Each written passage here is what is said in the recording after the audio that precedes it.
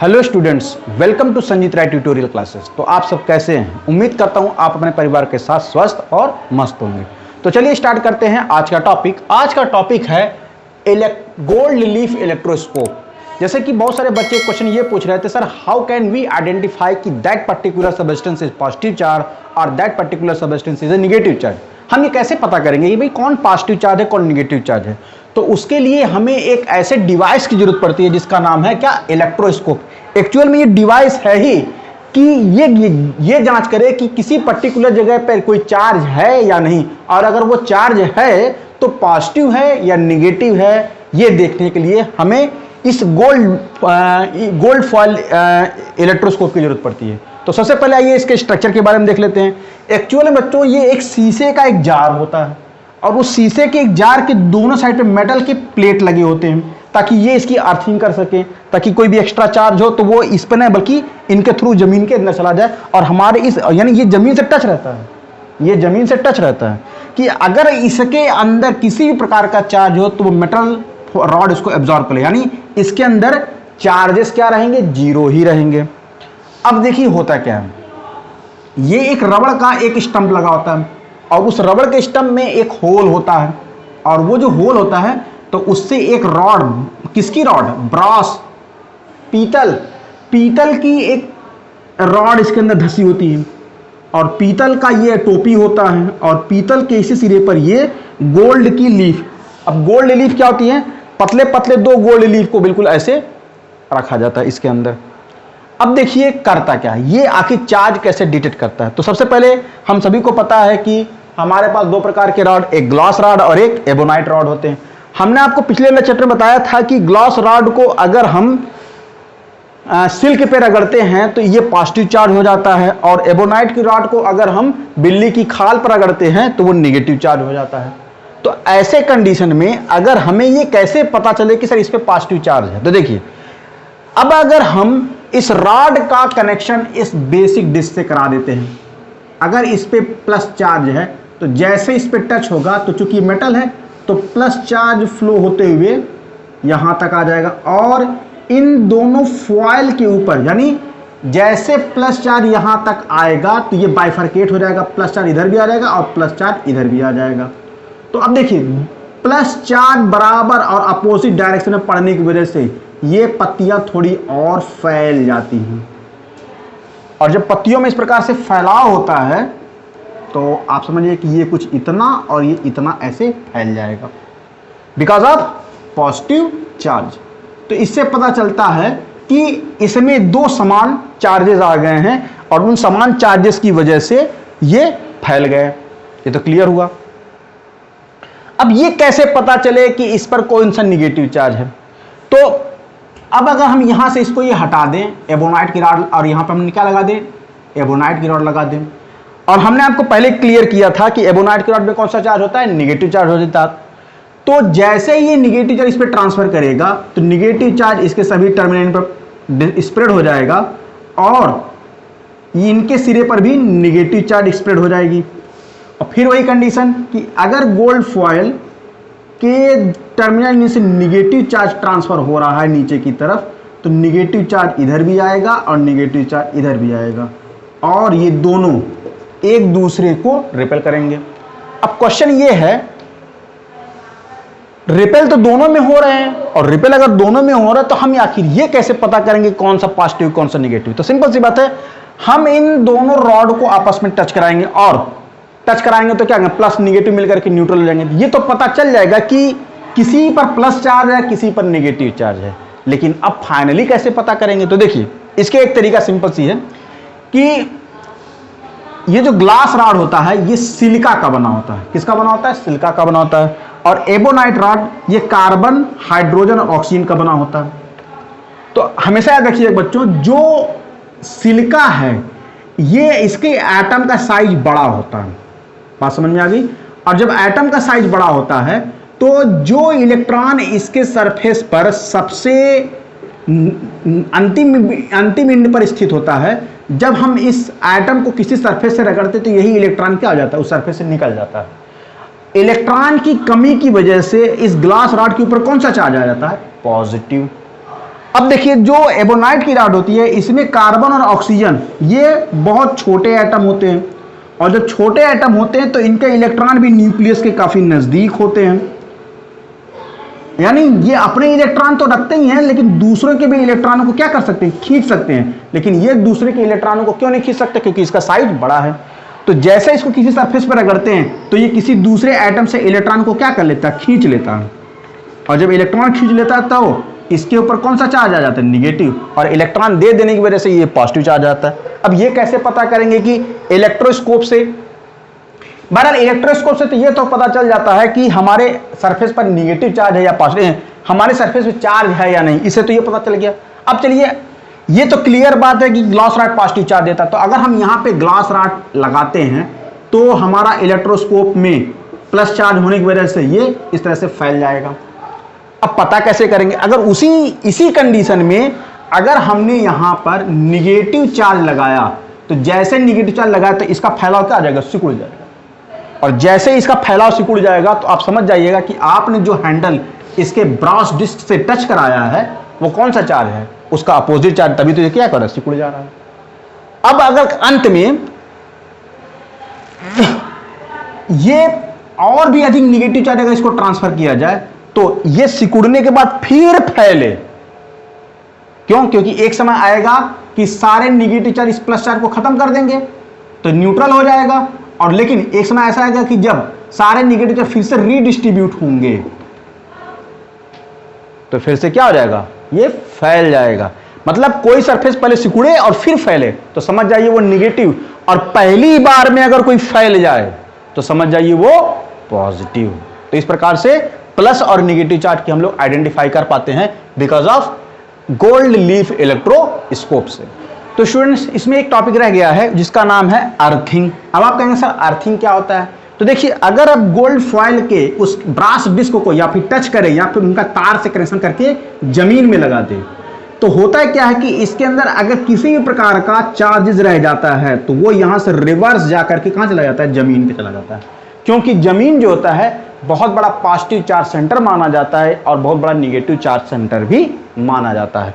तो अगर किसी सरफेस पे पॉजिटिव चार्ज है तो उसको आप टच कर दे तो वो टच से वो सारे, या तो हो सकता है कि जैसे अगर आपने ये पॉजिटिव चार्ज है और हमने इसको ऐसे टच किया तो हो जाएगा कि मेरे पैर का कनेक्शन जमीन से है, तो जैसे मैं इसको टच करूंगा तो मेरे पैरों से इलेक्ट्रॉन निकल करते हुए कहां आएंगे, इसके सरफेस में, और सारे इलेक्ट्रॉन यहां जाएंगे तो ये इसके पॉजिटिव चार्ज को न्यूट्रलाइज कर देंगे, और जैसे ये पॉजिटिव चार्ज न्यूट्रलाइज कर देंगे तो इस जो पत्तियों का जो फैलाव है ये क्या हो जाएगा, कम हो जाएगा इस तरह से। तो इसका मतलब समझ जाइए कि जितना अगर पत्ती के बीच का जितना डिस्टेंस अगर उतना ऑलरेडी हो गया तो मतलब ये न्यूट्रल हो गया।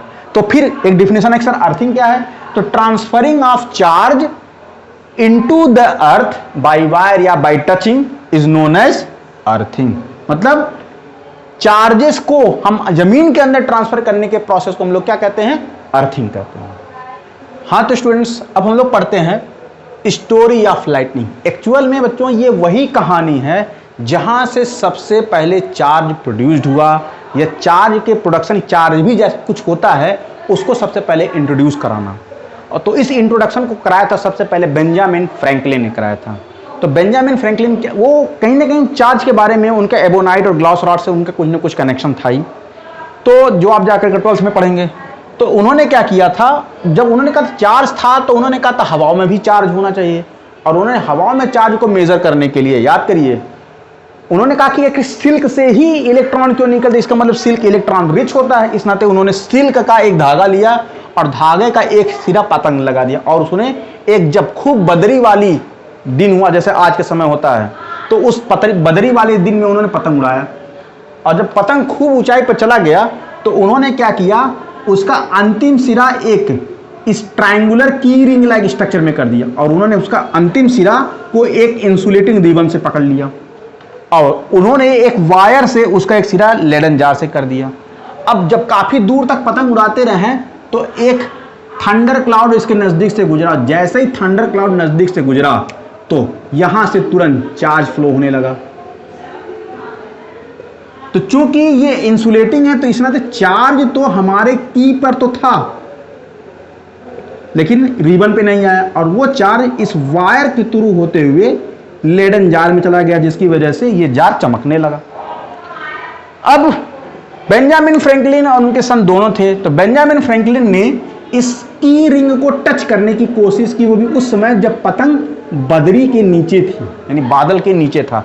तो जैसे ही उन्होंने ये टच किया, उनके बॉडी में एक तेज सा झटका लगा, और जब तेज सा झटका लगा, इसका मतलब उन्होंने कहा जब पतंग बदरी नहीं थी और मैं पतंग उड़ाया था तो पतंग करंट नहीं मार रही थी, लेकिन जैसे ही बादल आया और मैंने बादल के नीचे पतंग लगाया तो इसका मतलब छूने पर मुझे करंट मारा। इसका मतलब ये हुआ कि ये सभी बादल जो निचले सरफेस से फ्लो हो रहे हैं उस पर कौन सा चार्ज है, निगेटिव चार्ज है, और इस निगेटिव चार्ज होने की वजह से ये हमारे निगेटिव चार्ज को यहाँ पे ट्रांसफर कर दिया, जिसकी वजह से पूरे इस सिस्टम में क्या आ गया, करंट आ गया या लाइटनिंग प्रोड्यूस्ड हो गई। तो इस प्रकार से उन्होंने चार्ज को एक्सप्लेन किया था, और उन्होंने कहा था कि जब आप कभी बदरी वाले दिन में आप पतंग उड़ाते हैं और उसमें रेशम का धागा लगाते हैं तो कभी ये काम मत करिएगा, नहीं तो बहुत तगड़ा झटका मारेगा।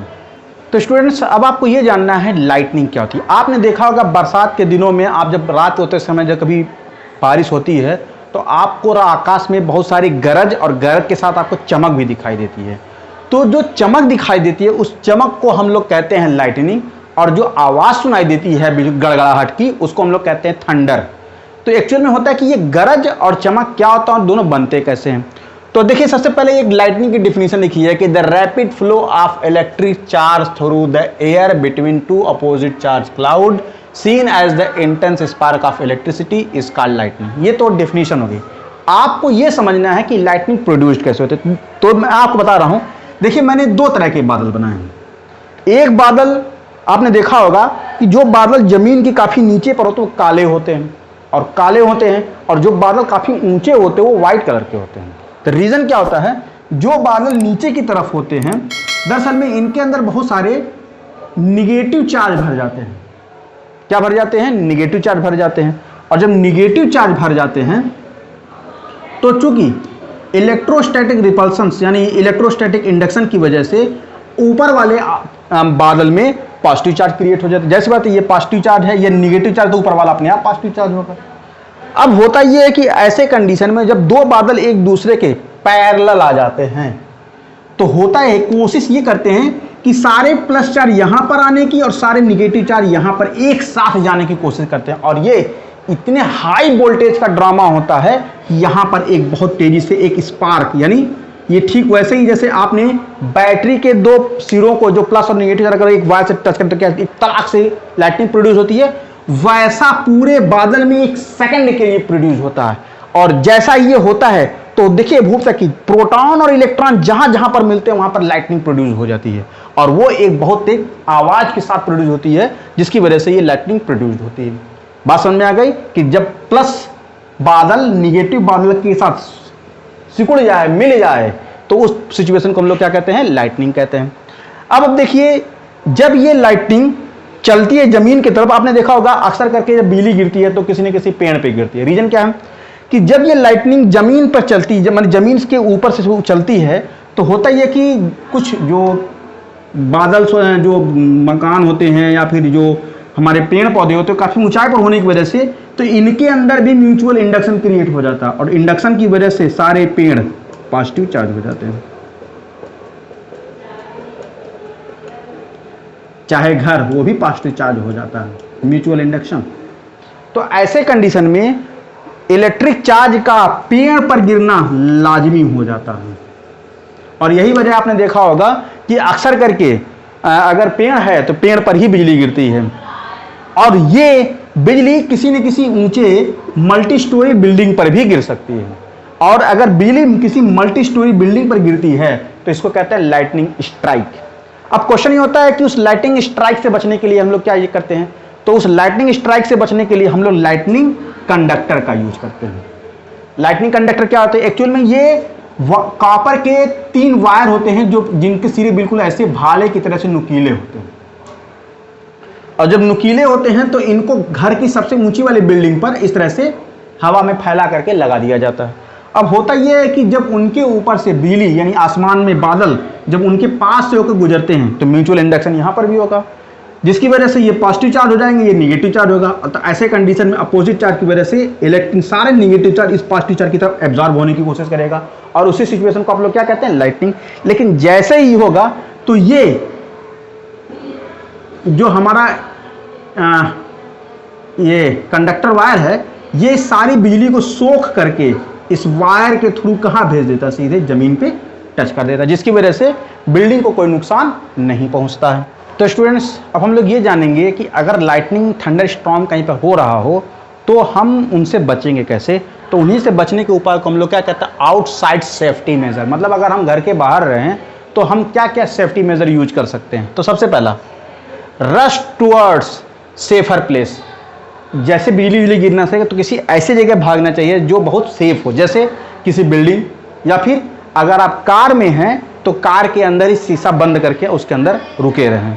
क्यों? क्योंकि अगर लाइटिंग गिरती भी है तो बिल्डिंग है, तो बिल्डिंग तो बहुत बड़ा आता है, तो वो तो बिल्डिंग लाइटनिंग को एब्जॉर्ब कर लेती है। लेकिन अगर कार है तो कार मेटल का सरफेस का बना होता है, और मेटल सरफेस पहिए पर, रबड़ के पहिए पर खड़ा होता है। तो अगर बिजली गिरती भी है तो जो चार्ज होते हैं वो केवल कार के सरफेस के ऊपर रहते हैं, जबकि वो पहिए के थ्रू नीचे एब्जॉर्ब नहीं हो सकते। इस नाते आप कार के अंदर सेफ रहेंगे।